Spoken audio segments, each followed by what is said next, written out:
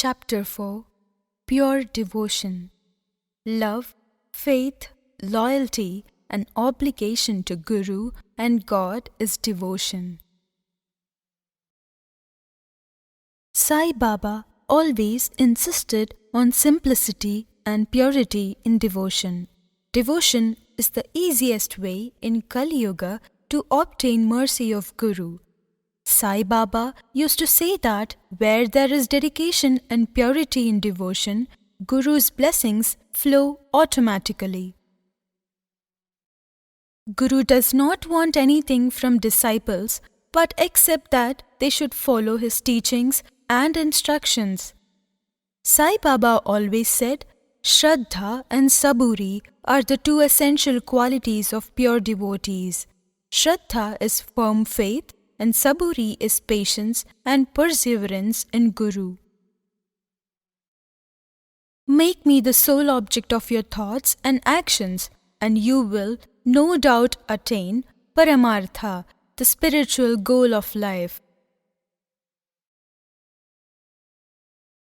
Look at me wholeheartedly, and I, in return, will look at you, like tortoise looks at its children from the other side of the river, and children are nourished with the mere glance of her love and affection. No sadhana or proficiency in the 6 Shastras is necessary. Have faith and confidence in your Guru. Believe that Guru is the sole actor and doer. Blessed is he who knows the greatness of his Guru and think him to be Hari and Brahma, Trimurti incarnate.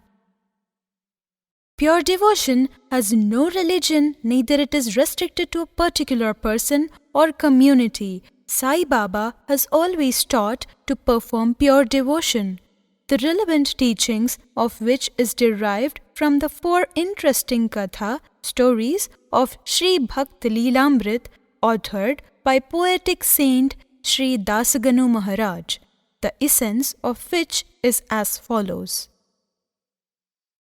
In the first story, Chand Patil lost his incredible horse, and fortunately he came across a divine fakir who inspired him to search for Almighty God instead of the moral objects like horse, which he was searching for 3 months without success. In a second instance, Sadguru Sai taught priest Mahasapati that all religion led to one God, who is everywhere and present in temples and in mosques, and there are no 2 or 3 or many gods. Third story is between Sri Sai and Gangagir, that narrates that people of today are virtually without any spiritual motive. They are suffering due to infatuation of materialistic pleasures that give only momentarily happiness, and they ignore the spiritual teachings that could provide them happiness forever.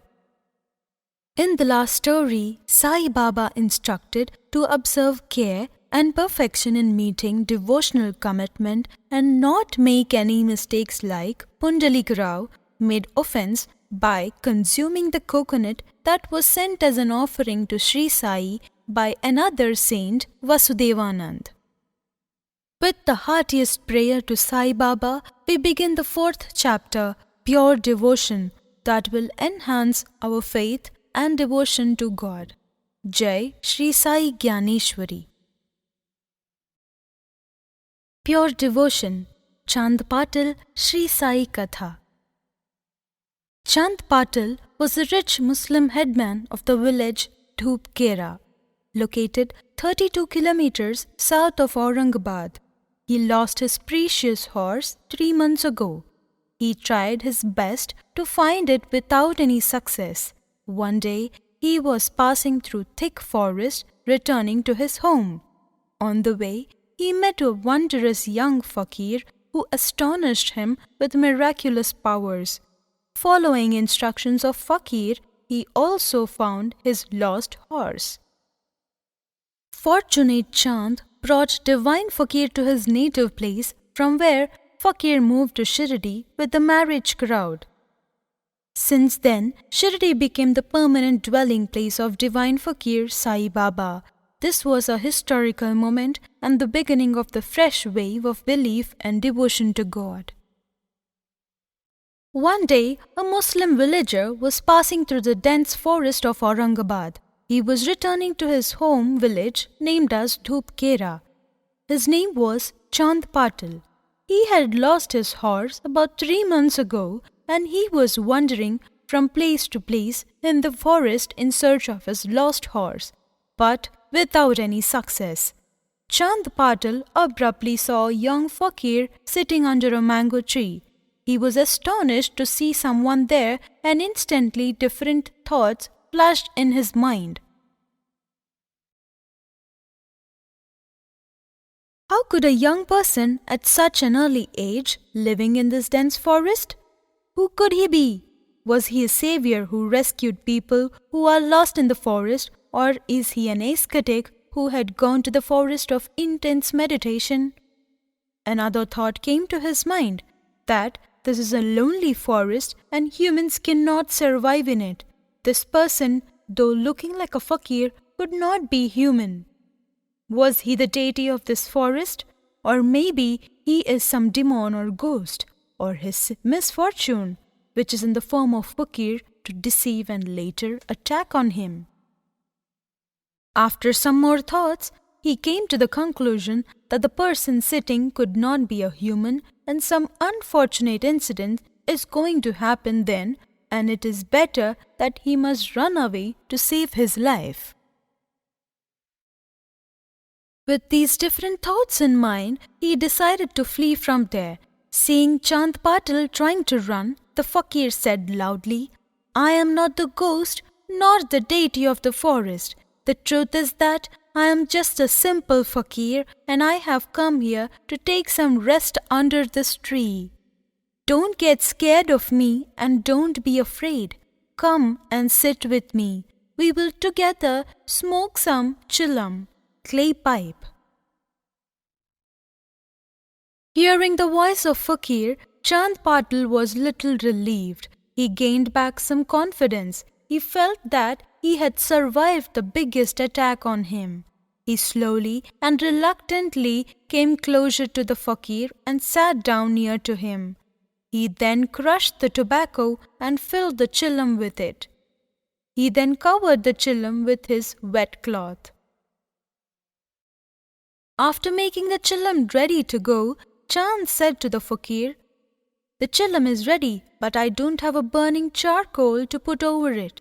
I always used to carry chakmak stone, primitive method to produce fire, but unfortunately I have forgotten it at home. So please make some arrangement of fire to light up the chillam." Listening to Chand Patil's request for fire, smile appeared on the face of fakir and he said while laughing, "You are a worldly person. You always have problems in your life. You don't have anything of your own. Whatever amenities you possess look to have been borrowed ones. Every day you live on mercy of others. After seeing you, I feel that your life is not worthy of being called a human." Fakir further said the original and primordial source of fire is the sun and its energy is scattered all over the universe. So why are you worried about the fire? After saying this, the fakir thrashed the stony ground forcefully with his chimta and took out a burning ember from the earth and slowly kept it over the tobacco in the chillam. While doing this, the fakir looked a little irritated with the inability of humans and slowly said, "Humans only want to remain as human and remain unaware of their unlimited powers and resources. If they try to put some efforts, they can become like God and enjoy unlimited powers. Unfortunately, humans are more involved and occupied in the materialistic things and waste their precious lives. They do not make efforts to gain unlimited powers. Although they have come to the earth for some purpose, but they are not able to progress themselves in the right direction. Thus, Fakir expressed his pity for the motiveless human beings. By now, Chand Patil realized that the Fakir was not an ordinary one, but possesses extraordinary divine powers. He bent down at the feet of the young Fakir with great respect and said, "O Maharaj, you have immense powers. You possess the majestic powers of heavens. You are the true representative, Paigambar of God. It is my good fortune that I have met you." Chand Patil further said, "O mighty one, I am wandering in the forest for past many days in search of my loving horse without food and water. The horse is worth 400 rupees. It is of a Turkish breed, very fast, and can cover a minimum of 40 kilometers in a single stretch." The horse had a lot of good qualities. It is very difficult to find a horse like that. I have lost it, and I am very upset and depressed about this big loss. I don't even like to eat and drink, and have not eaten a morsel of food for the last 4 days. I have been searching for my horse from place to place without any success. Till the time I don't get back my lost horse, I don't even feel like smoking the chillum. The Fakir pity on him and said, "Go to the other side of the bushes. Your horse is grazing green grass on that side. You will find your lost horse there. You are so worried about a horse. You worldly people get too much bothered for nothing very important in life. Bothering for mortal objects is not worth. If your child goes away here or there for some time, you do every possible thing to search him in every nook and corner. If your wife leaves you for some time, you weep and you grieve with tons of tears in your eyes. If small or big sufferings appear in your life, you sit down in the corner holding your head. If anything is stolen from your house, you beat your chest and wail. If your house catches fire, you scream and shout in all directions and gather all the people in the village. O ecstatic brother Chand, the world is created by Maya. It is just the illusion, and you are getting worried for nothing very important. One who is present everywhere and one who has made the entire creation, you are not bothered about him. Why you forget the Parvadhikar Almighty, who is the creator and sustainer of this world? Almighty God is the basic reason and is the primordial source of everything. God is the ocean of all bliss and happiness. He is the absolute truth. So why don't you search for Him? Why don't you search for bliss and happiness? Instead, you are searching for materialistic things. Profit and loss are unlike words to each other, but they are also accomplished with each other. Without experiencing one, you cannot know the importance of the other. Summer is full of heat and high temperatures, but when rain showers coolness, it brings joy and happiness. So the importance of the rainy season is known. Summer and rain are related to each other, and in fact, they complement each other. Without knowing the importance of one, you cannot know the importance of other. Similarly, loss and profit are part of life. By experiencing both, you basically learn the importance of each of them and you become more knowledgeable, and it helps to accomplish and fulfill the journey to earth. My dear brother Chand, you are worrying too much about your horse. Have you ever tried to worry and search for Parvardigar, God? Does your heart ever ponder about Him? You are so much worried about materialistic things, which is your horse, but you never try to search for God, who is absolute truth and cause of eternal bliss. You become silenced, and when it comes to God, why not you desire for the child of a lion? Instead, you are looking for the child of a sheep.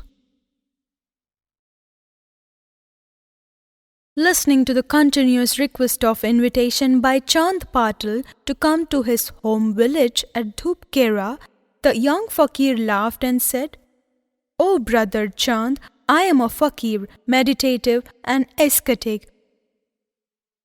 Your magnificent house, horse carts and luxuries are of no use to me. They do not mean anything to me. It is not possible for me to come to your home. It is better if you don't force me to come today. I may come tomorrow or some other day." Chand Patil offered his reverence to the fakir and went back to his home happily on his horse. The next day, the fakir, by his own wish, arrived in Dhupkera, the village of Chand Patil. As soon as the villagers heard about the arrival of wondrous fakir in their village, everyone gathered around him to welcome him. Hindus and Muslims both bowed down to the divine fakir.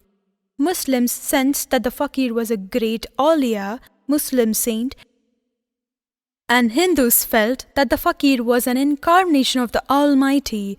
Villagers from both the religions paid their respect and honor to the young fakir. The fakir stayed for some time in the village. After some time, Chand Patil's wife's nephew got engaged to a girl living in Shirdi. The fakir also went along with the marriage crowd to Shirdi. The priest of Khandoba temple, Mahalsapati, welcomed the fakir when he arrived on the outskirts of Shirdi village. Mahalsapati was so blessed to honor the young fakir with the pious and the holy name Sai, and thereafter the fakir was known and recognized by this worldly name of Sai Baba. Arrival of Sri Sai in Shirdi changed the history of Shirdi and brought immense fortune to the small village. In other words, Shirdi became like Gokul, the holy and pious place where Lord Krishna lived after his birth. Krishna was born in Mathura and he came to live in Gokul. Similarly, Sadguru Sai appeared in Dhupkera but made Shirdi as his permanent dwelling place. After having Krishna, Gokul became fortunate. Shirdi became fortunate after Sai Baba came here. Sri Sai Mahalsapati Katha. Mahalsapati was a goldsmith by caste who served as the priest of Khandoba temple at the outskirts of Shirdi village. He was very fortunate to welcome the young fakir when he arrived in Shirdi with the wedding crowd of Chand Patil's family from Dhupgaon. After the marriage, the wedding crowd went back but fakir stayed back in Shirdi. He named the young fakir as Sai and requested him to stay in mosque instead of Hindu temple. Sai fakir lived in the dilapidated mosque for his lifetime. There was a temple of local deity Khandoba, Shiva incarnation, at the outskirts of Shirdi, where a lot of religious devotees used to come and seek blessings. The fakir went to the temple to seek darshan of the deity. The priest Mahalsapati saw the fakir approaching the temple and he said, "O Sai, you cannot worship in the temple.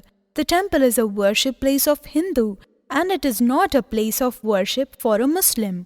You look like a Muslim from your attire and appearance, so you must go to a nearby Idgah mosque to offer your prayers." Listening to Mahalsapati, Sri Sai was surprised and he said, "O knowledgeable priest, both Hindu and Muslim people are created by one God.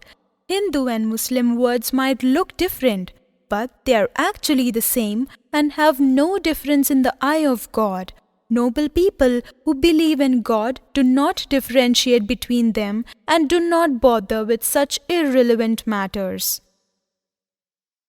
Everyone must have faith in their religion and must follow their respective rituals. They must not be lazy about their devotion and dedication, nor should they ignore them. All paths of devotion lead to one God. Everyone must follow their own religion path to know the God who is Satchidanand, truth, eternity and bliss." Sri Sai said, the one who is called Allah Ilahi by Muslims and Shesha Sai by Hindus, and you know this God by the name of Khandoba. He is present everywhere by numerous names, but He is one and only one. Just think about your God Khandoba and ask him one question. Why did he marry the lower caste girl Banu, who belonged to shepherd class? If you ponder about the reason, you will come to know the truth. The truth is that those who are knowledgeable, they don't believe in discrimination. For them, all humans are the same, irrespective of their color, caste, and creed. Wherever there is a temple or mosque on earth, noble people don't offend any of them, as every place of worship is a place of God. They don't see any difference between them. Sri Sai then said to Mahalsapati, I will seek darshana, glimpse of the deity from outside. According to your religion, my entrance is prohibited. Therefore, respecting your religion, I will refrain from going inside. In your old scriptures in the Puranas, there is a story of Choka Mahar, who was adorable to Pandarinath, Lord Krishna. Mahar belonged to the lower caste, but due to his good character and good deeds, he was able to reach Pandarinath. One who is pure by heart, he may be of the lowest caste, but it doesn't matter to God if he is holy and pious. This is what God would like to see in him. Listening to the noble words of Sai Fakir, Mahalsapati's heart was filled with tremendous joy. He bows down and respects to the lotus feet of the Fakir and said, It is my fortune and result of my good karma of the past that I could meet a knowledgeable saint like you. I request you to stay in Shirdi village forever. Sri Sai blessed, Ameen. May it happen like this. After that, Mahalsapati and Sri Sai entered inside Shirdi village, and Sri Sai lived under the neem tree for some time. There was a very old, abandoned and dilapidated mosque in Shirdi. Sri Sai decided to live there and made it as his permanent dwelling place. He named it as Masjid Mai and later as Dwaraka Mai, the place where everyone will get shelter and love of Mother. Jai Sri Sai Gyaneshwari. Sri Sai Gangagir Katha. Saint Gangagir was Vaishya saint from Puntambe. He used to frequently visit Shirdi. He was amazed to see Fakir Sai Baba carrying pitcher of water in both hands and watering the plants. He prophesied that Shirdi is the land of spiritual merits and good fortune. That is God, this precious jewel, Sai Baba, who is not ordinary fellow but a divine saint who will bring hope and happiness to everyone. One day, Sri Sai was fetching water from the well at Lendibag to water the plants. At that time, Gangagir, a renowned ascetic and holy Vaishya saint, saw Shirdi Sai fetching water by himself. He gathered all the villagers of Shirdi and said, O dwellers of Shirdi village, why are you so stupid and ignoring a jewel? Can you not see and recognize the precious jewel in your village? How ignorant are you! You run after fake saints and go even to the forest to find them. But you have failed to recognize the true saint in your own village and you are ignoring him. Gangagir said, You have in front of you delicious sweets. Why don't you eat that and get satisfied, which is readily available to you? Why are you eating rotten food and begging from door to door? You have in front of you the holy water of Ganges, and you are still drinking the water of an ordinary well? In the whole forum of saints, Sri Sai is like the sun in the sky. Sri Sai is like Himalayan mountains among all the mountains of the world.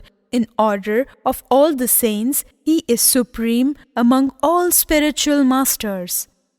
He is as precious as Meru money, most precious diamond. You are unnecessarily running from one village to another in search of a true saint, and he is already there in your village. If you're not able to recognize him, then you're making a big mistake. It will be better if you don't ignore the highest divine saint of this world. The saint will bring a lot of hope for you and will be very advantageous for you. If the people of a kingdom are not able to respect and honor the king, then the kingdom and its citizens can never remain happy. After giving vital information about Sri Sai to villagers, Gangagir went to the masjid. Sri Sai was very happy to see him. Gangagir was also very happy to meet him. Sri Sai smiled and said to Gangagir, "What a fortunate day! The temple itself has walked up to the masjid today. The knowledgeable Brahmin, without any feelings of discrimination, has come to meet the fakir in the masjid. Garud Raj, the glorious bird of heaven, has itself come to glorify the nest of Rajhans, the holy bird on the earth. Your coming here is auspicious. You have shown your credibility by doing so. The actual truth is that we both belong to same family. You are a well-known knowledgeable saint and I am just a fakir. We have both been in Vaikuntha and stayed there together. God has now sent both of us to this mortal world to remove the caste and religious discrimination among people, so that the people of this world progress on the righteous path of faith and devotion." Sri Sai further said to Gangagir, "I try to provide holy milk, divine knowledge to people. After hearing my several calls, some people come to me, but when they see the pot of milk on my head, they laugh at me and say, 'Look what this holy man has brought for us.' Among these, someone tries to pick up a stone and hit the pot, and some other person would say to me, 'Oh Fakir, Sainath, you just keep this pot of holy milk with you, and when I die, then just put a few drops of this to my mouth.' Even on my repeated request, nobody is ready to drink it. Rather, they advise me to drink few drops of shindi, liquor procured from a palm tree. In today's world, very important and essential part of everyone's life, and nobody is interested in drinking this holy milk. I am very surprised by today's world. In the present time, people will not even listen to us. What is your experience about this?"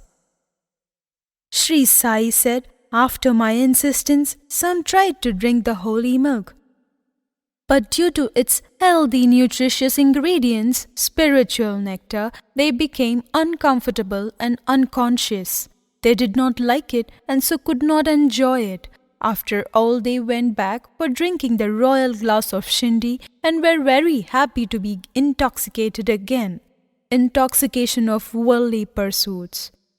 The world today is so different and surprising.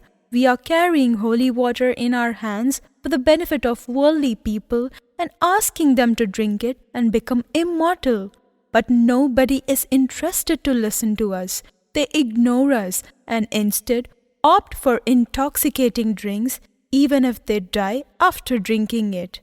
People don't want to hear the divine truth and the pure knowledge which could make them immortal. Everyone is engaged in glorifying false and untrue materialistic things which are mortal and are useless for them. Gangagir said, "I have also experienced the same things. I tried my best to bring people to the spiritual path of God, but I was not able to get good response. I was really unsuccessful."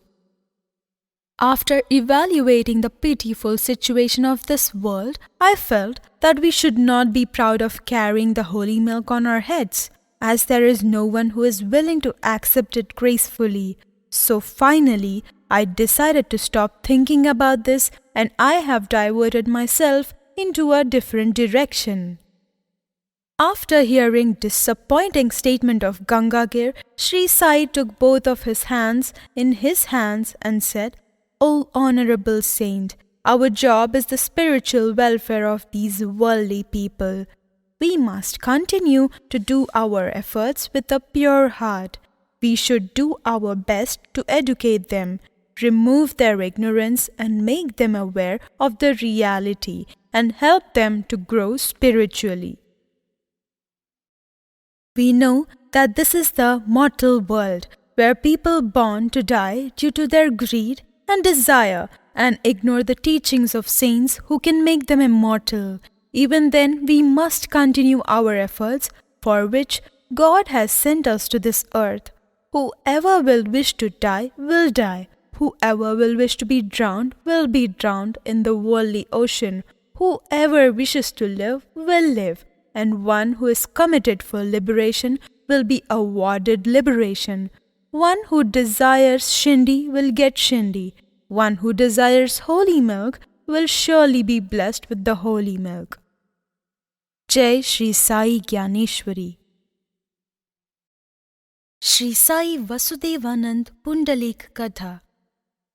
Swami Shri Vasudevanand was also known Timbi Swami, a renowned scholar, follower of Datta Sampradaya, great saint of 19th century of Maharashtra, who wrote several scriptures which are Shri Guru Charitra, Datta Puran, Datta Matmaya and many more. Once, in the town of Rajmahendri, on the banks of the river of Godavari, a great saint called Shri Vasudevananda Saraswati appeared. To seek his blessings, a lot of devotees flocked from Nanded. One of these well-known personalities was Pundalik Rao, who was a very recognized lawyer. He paid his respects to Swamiji and asked about his well-being. Swamiji also inquired about Pundalik Rao's well-being, and they discussed together about many other things. During their meeting, Shirdi became an important part of their discussion. Hearing the name of Shirdi, Swamiji's heart was thrilled with joy and happiness. He said, "Although Sri Sai looks like a Muslim and I am a Brahmin, still he is like my elder brother. There is an intense relationship between us, and this is from previous births.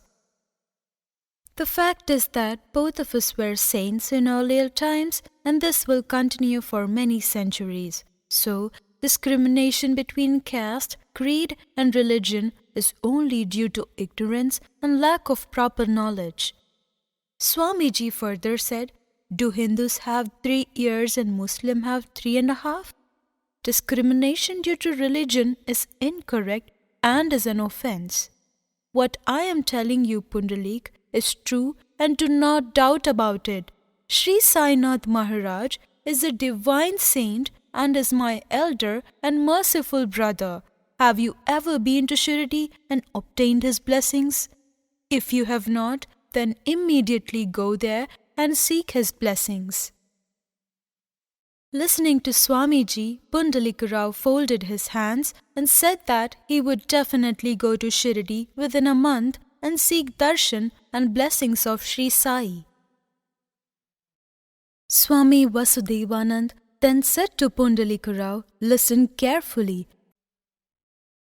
Pundalik Rao again assured Swamiji that he would go within the month and seek blessings of Sri Sai.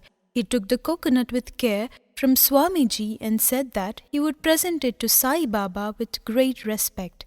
According to the instructions of Swamiji, he went to Shirdi along with his friends within a month. While going to Shirdi, Pundalik Rao and his friends found that the train was late for Kopargaon and they were feeling extremely hungry on the way, waiting for the train. They had bought some chivra, mixture of roasted rice and spices, with them that had too much of chilies. So they broke one coconut and mixed that with the chivra to make it a little milder and delicious.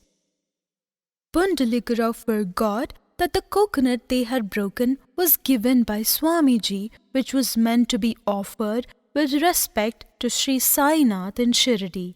When they reached Shirdi in the afternoon, they all went to the masjid to seek darshan of Sri Sai Maharaj. As soon as Pundalik Rao came for the darshan, Sri Sai asked, "You belong to a reputed and a good family. Good people always honor their commitment and are very fair in their business deals, that is, give and take. My honorable friend Vasudevanand has sent one coconut for me that you now give me. I am very excited to get a gift of my brother, but how can you give me that back, as you and your friends have already eaten that coconut with Chivra? While eating, you even did not bother to remember that this coconut actually belonged to someone else. For me, the coconut was a valuable gift, and you did not secure my belonging. You, in the company of wicked people, have looted my precious treasure." Listening to Sri Sai Samarth, Pundalik Rao was ashamed. He humbly bent down to the lotus feet of Sri Sai. The sudden accusation made him feel guilty and he apologized. He then immediately said that he had really forgotten about the coconut by mistake and had eaten it as he and his friends were very hungry. He said that he is sincerely regretting his mistake and humbly begging pardon for it. He then got up and offered to bring another coconut instead. As soon as Pundalik Rao stood up to get the coconut, Sri Sai held his hand, made him sit again and said smiling, "Pundalik Rao, the coconut given by Vasudevanand was very precious and the ordinary coconut cannot replace it. Therefore, don't bother to bring another one. The ordinary water of a well cannot match the holy water of Godavari. The mistake you have made, I will have to forgive and forget, as you are my child. Just think, whatever has happened is with my wish. How can I be angry with my children, and why should I feel bad about it? It is not going to help me." Through telegraph and wireless, messages are sent instantly across the world, which is very astonishing. But a saint sending a coconut to another saint, Sri Sai, and Sri Sai instantly knowing about it is even more surprising. What is happening, where and when? The complete information is known to Sri Sai instantly. In earlier times, there were a few capable saints who could ascertain that time and situation of an incident. They used this capability to know the well-being of their devotees and to help them while sitting at a distant place. These divine saints did not require the modern techniques of telegraph and wireless. Even though they were enriched with divine powers, they still preferred to live on alms and went from home to home for their daily bread. Neither did they have any money, nor did they have any desire for the money and the other worldly attractions. These saints were divine saints, and they truly represent God on earth. Shri Satguru Sainath Arpanamastu Shubham Bhavatu.